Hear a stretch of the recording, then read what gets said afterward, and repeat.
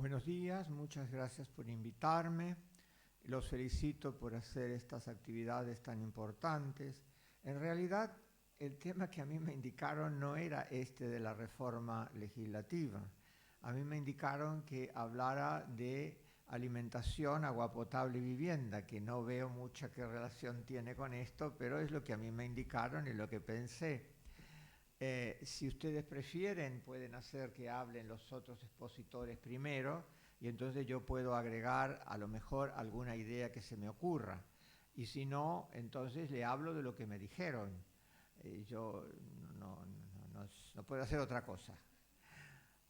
Bueno, creo que de todas maneras hay un punto de contacto en todo esto, y es que la vida actual es escenario de una gran tensión entre un poderosísimo sistema económico, el más poderoso que se ha conocido en la historia, y una conciencia de que ese sistema, que brinda muchos beneficios, también produce grandes riesgos para la vida humana y produce riesgos también para los derechos humanos.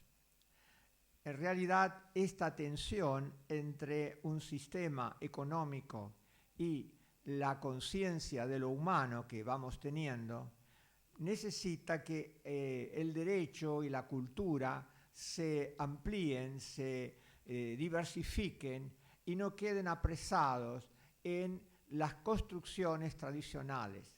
Esas construcciones tradicionales fueron idóneas, más o menos, durante mucho tiempo, pero hoy se ve que los derechos humanos requieren otros planteos, intensificar otros planteos. Entre ellos está el de la educación y también está en un lugar muy destacado el de la salud. O sea que en realidad el derecho a la salud genera la necesidad de una nueva rama jurídica llamada a dialogar con las demás, que llamamos derecho de la salud. Y quiero marcar la diferencia porque el derecho de la salud es mucho más complejo y equilibrado que el derecho a la salud. Les indico, por ejemplo, que a veces el derecho a la salud se desborda y produce, por ejemplo, desvíos como lo que llamamos judicialización de la salud.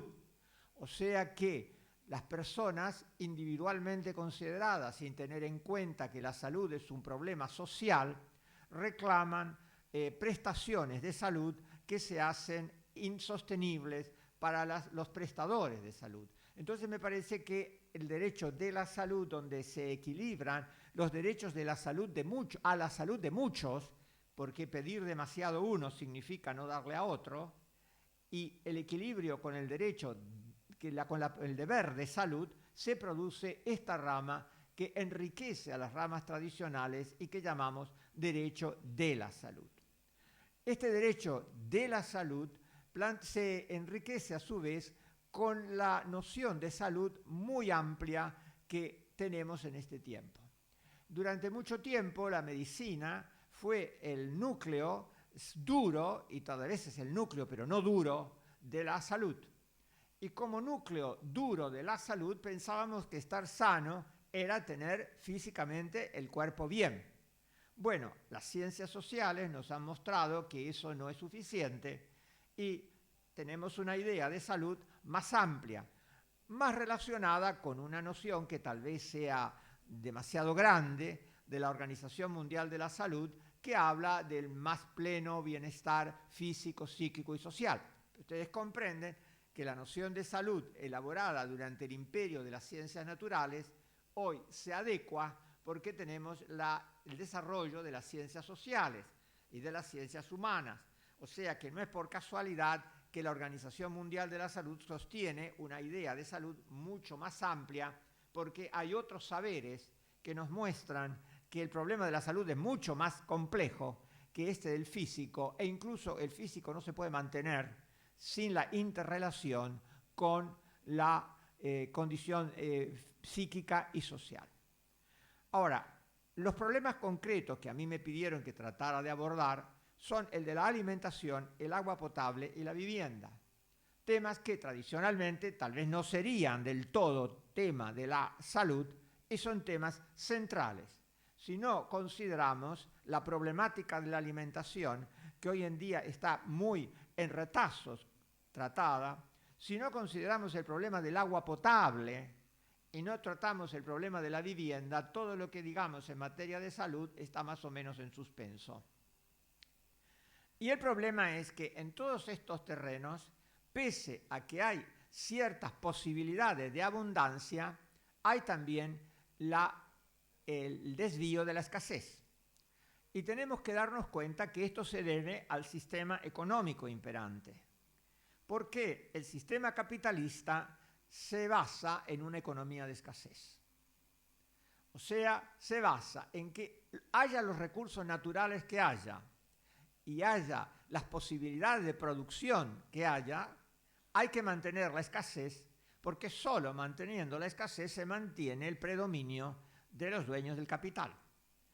Yo no vengo acá a hacer ninguna proclama revolucionaria ni nada por el estilo. Ya mis tiempos de revolucionario han pasado hace mucho tiempo. Y me doy cuenta que no se pueden hacer esas revoluciones, pero sí se pueden hacer evoluciones. Y se puede hacer referencia a las dificultades que genera un sistema que solo se puede mantener a través de la escasez. O sea que necesita generar un consumo permanente y la imposibilidad de hacerse cargo de ese consumo. Me parece que, por ejemplo, esto genera los grandes vicios que tenemos en la alimentación. No hay que comer todo lo que se dice que hay que comer, ni las cosas que hay que comer, pero necesitan ganar produciendo una escasez de alimentación que tal vez no sería imprescindible. Se puede producir alimentación para abastecer a todos, sobre todo en países como la Argentina. Que en la Argentina haya personas carenciadas, que haya personas que sufren desnutrición, y hay muchas, y que haya niños que sufren desnutrición, es un defecto del sistema. No es que no podemos producir, es que producimos menos o tal vez de lo que podríamos producir y distribuimos muy mal. Y para forzar todo esto, entonces forzamos el consumo. Y ustedes ven cómo viven haciendo propaganda para consumos que tal vez no sean necesarios. Y entonces tenemos problemas de personas que no tienen alimentación suficiente porque no comen, y tenemos personas mal alimentadas porque comen demasiado cosas que no nutren. Porque es el sistema el que desequilibra las posibilidades de la alimentación. Otro problema es el agua. Realmente es que, claro, que se lleva agua a las personas que el sistema quiere incorporar y a las otras las dejan en la penumbra. Y entonces aparecen en zonas periféricas o no, personas que no tienen agua potable. Que si el agua es vida, entonces si el ser humano es en gran medida vida, agua digo, entonces sabemos lo que estamos haciendo. Y el agua potable, que es tan importante para todo ser humano como individuo, es además uno de los grandes desafíos del tiempo que vendrá. O sea que sospechamos, y no sospechamos sin fundamento, que hay potencias interesadas en ciertas regiones que son grandes reservorios de agua potable, entre las cuales está la Argentina y sobre todo Brasil, la Amazonia. Entonces allí tenemos otro problema. El derecho de la salud puede permanecer indiferente a que hay personas que se nutren mal, que hay personas que no tienen acceso al agua. Entonces, ¿de qué estamos hablando? ¿Del derecho de la salud de los medicamentos? Pues no, a lo mejor comer bien, no esto comer, digo a lo mejor como una figura retórica, comer bien y tomar agua es uno de los soportes fundamentales de la salud. Y luego tenemos el otro problema, que es el problema de la vivienda. Y otra vez tenemos el problema de que tiene que haber escasez de vivienda, porque si hay escasez de vivienda la mantienen en el mercado, y si está en el mercado hay un negocio de la vivienda. Y un negocio importante de la vivienda. Entonces, me parece que allí tenemos la gran configuración del sistema. Y esto también lleva al tema que ustedes tienen. Cómo hay que hacer que las personas tengan la alimentación, que tengan luego la medicina, que es el problema de ahora, y que tengan acceso entonces a los medios para la salud. Porque si no están los medios, obviamente, no podemos brindar lo que el derecho de la salud puede brindar. Se ha dicho de paso, el derecho de la salud no puede brindar la salud porque eso es cosa que no depende solo de los seres humanos. El derecho de la salud lo que puede hacer es brindar los medios de salud. Las personas tienen derecho a los medios de salud, no derecho a la salud. Y cuando dicen que tienen derecho a la salud, luego piden despropósitos. Porque, claro, quieren que les demos cosas para ser inmortales.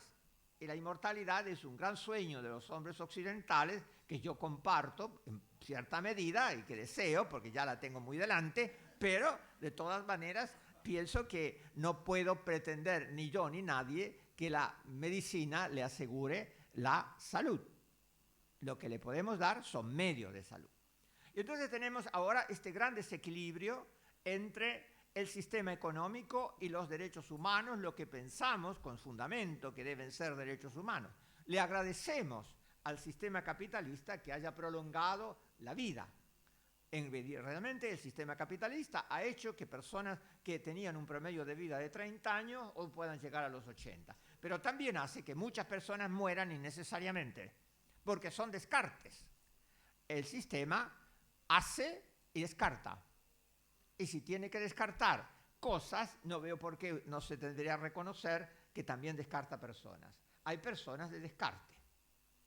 Hay seres humanos de descarte. ¿Cómo se los descarta? Bueno, haciendo que no se alimenten bien, haciendo que no tengan acceso al agua potable y haciendo que no tengan acceso a una vivienda razonable. Y decimos que comer no es alimentarse, y que tomar agua no es beber, y que refugiarse no es tener vivienda. Tener una vivienda es una cosa distinta porque en la vivienda se vive. La gente que está en la villa de emergencia casi no tiene ninguna de estas tres cosas, aunque todas las mañanas se despierta. Hasta que el día, bueno, no se despierta más o toma caminos que ustedes comprenden que son absolutamente inadmisibles. Toman el camino del delito, toman el camino de la droga. Bueno, entonces tenemos este problema. El problema central a mí me parece que es el desequilibrio entre el sistema imperante y los derechos que nosotros pensamos que los seres humanos deben tener, que el sistema imperante cubre solo en parte. Y lo que tenemos que hacer con el derecho es forzar a que lo cubra en la mayor medida posible. El derecho no es la única manifestación cultural para forzar al sistema, pero es uno de los sistemas, una de las visiones importantes. Por eso es que tenemos que pensar que estas visiones economicistas del derecho que se van difundiendo en este tiempo son sumamente peligrosas. Por ejemplo, hay una orientación que dice que el derecho es una manera distinta de hablar de economía. No es cierto. No hablamos de economía, nosotros hablamos de derecho, no hablamos de la utilidad, hablamos de la justicia. Y los abogados no somos gente que nos tenemos que adecuar a los economistas, somos gente que tenemos que comprender a los economistas para darles vuelta a la mano en la medida que sea necesaria para que se produzca la síntesis humana. O sea, ellos dicen muy bien, vamos a hacer la economía y hay que saber economía. Un abogado que no sabe economía no sabe todo el derecho completo. Pero un abogado que solo sabe economía no es abogado. A nosotros nos corresponde torcerle la mano a los desvíos del economicismo. Todo esto supone que, por ejemplo, sepamos entonces que tengamos una visión del derecho que no sea una visión normativista, porque la visión normativista del derecho le firma un cheque en blanco a lo que ocurra en el resto de la vida. Si nosotros tenemos una visión normativista del derecho, entonces lo que ocurra en la economía será bien visto. Lo que los economistas escriban en las normas será lo que hay que escribir. Pues no, hay que escribir en las normas lo que se vaya a cumplir en la realidad social y con miras a otro valor que es la justicia, encaminado también a la dignidad humana. Nosotros tenemos que evitar que las normas digan lo que no deben decir. Y por eso el derecho no puede ser solo norma. Y por eso se necesita otro modelo de pensamiento jurídico. No es un capricho de los tridimensionalistas y los integrativistas que hay que pensar norma, realidad social y valor. Porque si no, la fuerza económica se va a adueñar del derecho, se va a adueñar de la sociedad y va a limitar la vida humana. Es más, que dicen que la vida humana no se puede considerar porque no sabemos lo que es. Claro que no saben lo que es. Es difícil de definir y todos tenemos una idea distinta de vida, pero yo tengo una idea muy clara de la vida y cuando la voy a perder. Y cuando voy al médico, no voy a un médico si no se preocupa por la vida. Tal vez él tenga una idea de la vida y yo tengo otra, pero en ese momento tenemos que coincidir porque él tiene que cuidar mi salud. Y no solo tiene que hablar de recetas mecánicas de medicamentos. Y eso también es uno de los grandes despistes que yo veo en alguna parte de la medicina, pero de la que a mí no me corresponde hablar. O sea, el despiste de los médicos que mecanizan su profesión, que logicizan su profesión. La logicización del derecho no es la única logicización perversa, lo es también la medicina. Yo tenía un gran médico que, bueno, quizás ustedes ya no lo hayan conocido, que era el doctor Bernasconi, y el doctor Bernasconi usaba la palabra cuidar. Una vez yo estaba enfermo y posiblemente me podía morir, y él me dijo, si vos estás enfermo, yo te voy a cuidar. Y yo no olvido la palabra cuidar, porque el médico lo que tiene como función primaria es cuidar, y no solo mantener una vida física insostenible. Al fin, al médico le toca cuidarme hasta el momento que muera. Pero para eso yo tengo que saber que él me quiere cuidar. Y no que entiende la salud como la manera de recetar medicamentos, como la manera de quedar bien con el visitador médico o con el laboratorio. Algunos casos con fines no confesables. Y eso hay que decirlo, eso hay que saberlo. Me parece que es muy importante. Si quieren algún dato de estadísticas que he ido buscando, solo el 30% de la población rural en Argentina tiene acceso al agua potable. Yo cuando lo vi me espanté. Y cuando uno no toma agua potable, entonces tiene riesgo de fiebre tifoidea, tiene diarrea, de hepatitis y se envenena. Porque el agua no potable suele contener arsénico. ¿Entiende? El arsénico envenena y envenena progresivamente. El problema está en que la gente no se da cuenta que la están matando. Y entonces hay que desenmascarar el problema. ¿Qué está tomando esta persona? Y nos hemos escandalizado hace pocos días con que tenemos un 7% de indigentes. Y no sé cómo no se nos ha caído la cara de vergüenza. Y tenemos los indigentes. Y tenemos 2 de cada 10 niños tienen mala nutrición. Y el 16% de las viviendas es alquilado. Y el 1,3% de la población vive en hacinamiento. ¿Y sabe cómo se llama eso? Marginalidad. Al margen del sistema económico, al margen del sistema cultural. Y como somos tan perversos, en lugar de hablar de marginalidad, muchas veces hablamos con el eufemismo de villa de emergencia. Yo creo que de la emergencia es un lugar donde uno emerge, pero estas personas viven 20 años en la villa de emergencia, algunos nacen y mueren en la villa de emergencia. Esto de emergencia no es. Pero claro, es una manera de vestir lindo el sistema. Y bueno, entonces, ahora hay que ver que esto no es fácil de hacer, porque hay grandes poderes que manejan, como les digo, manejan la alimentación, manejan la genética de la alimentación, manejan el agua, prestándola o no, brindándola o no, y manejan la vivienda. Hay grandes poderes, hay que saber quiénes manejan esto. Porque si no, todo va a ser un discurso. Yo voy a decir qué cosas lindas, pero no vamos a saber a dónde ir, porque tenemos que saber quiénes lo manejan. Y a veces son poderes internacionales enormes. No los quiero aburrir, pero ustedes saben, por ejemplo, los poderes que hay en la industria farmacéutica, pero lo hay en muchos lados, en la industria de la alimentación. La gente vive preocupadísima por las transformaciones genéticas que se producen en la industria de la alimentación, por ejemplo. Y bueno, todo esto me parece que lleva a pensar qué recibe cada uno en la sociedad. Y habría que hacer un perfil de lo que cada uno recibe. Es como un negocio. Bueno, vivimos en una sociedad. ¿Qué me da a mí la sociedad y qué le doy yo? Y hay mucha gente a la sociedad no le da nada, o le da muy poco. Y luego cuando se drogan, dice que es lo mismo drogarse, es decir, toma al drogadicto como una persona que libremente un día decidió tomar drogas. Eso es un concepto del siglo XVIII. El siglo XXI sabe que la gente no decide libremente nada y que decide condicionada. No hay esa libertad que dice. En el siglo XVIII la gente decía, bueno, como no tenían idea de las ciencias sociales y de las ciencias humanas, una persona un día libremente decidió drogarse. Esto no existe. Si se drogan, por algo se drogan. Es el desequilibrio del sistema. Cuando sustituyen la alimentación por la droga, algo anda mal. Y no les voy a contar de la vivienda y las experiencias que a mí me tocaba cuando yo era maestro de escuela primaria, de zonas de emergencia. Entonces la llamamos Villa Miseria, éramos mucho más sensatos, ¿no? Después vinieron con lo de la villa de emergencia. Entonces yo iba a visitar a mis alumnos y vivían las condiciones en que vivían. Y yo me asombraba que nos salían a robar y a matar. Al revés.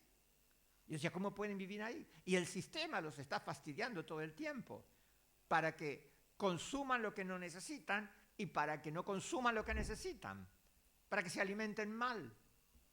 Y no les da agua, y no les da cloaca, y no les dan nada.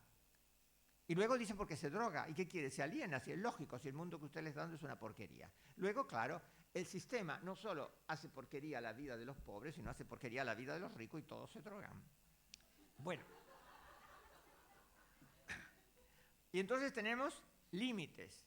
Y bueno, los límites son difíciles de mantener porque hay muchos límites que escapan a nosotros, son límites socioeconómicos, sociopolíticos, también físicos, por supuesto. Hay zonas que son más pobres. Evidentemente, llevar la vida plena a Formosa es más difícil que tenerla en Buenos Aires. Eso es una cosa por eso la gente se va de Formosa y se viene a Buenos Aires, porque la vida plena tiene espacios más favorables y otros no. Pero donde haya un ser humano tiene que haber el derecho de la salud. Y luego tenemos los límites sociopolíticos, no solo los socioeconómicos, la feudalización de muchas zonas. O sea, hay zonas en las que los gobernantes son gobernantes feudales, y como son gobernantes feudales, mejor los tienen arrinconados en una condición de semimiseria. Tampoco la miseria total para que no se les mueran, pero una situación de semimiseria, porque a eso se los explota. Entonces tenemos que cambiar el sistema sociopolítico, tenemos que producir el desarrollo de un sistema que es muy peligroso. El feudalismo es peligroso, el sistema capitalista es peligroso, pero si tenemos solo feudalismo no vamos a ir a ningún lado.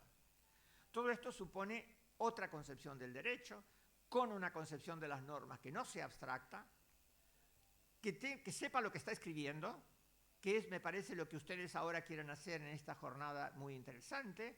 ¿Qué es lo que vamos a escribir? ¿Qué significado social tiene lo que vamos a escribir? Y entonces tenemos que tener ahora un complejo de valores. ¿A dónde queremos ir? No nos vamos a poner muy de acuerdo dónde queremos ir, pero puede haber ciertos acuerdos. La justicia es un valor difícil de definir. Pero, por ejemplo, a lo mejor nos ponemos de acuerdo en que la justicia es la plena realización de cada uno, la libertad para que cada uno se realice plenamente. Tal vez eso los convenza y podamos compartir.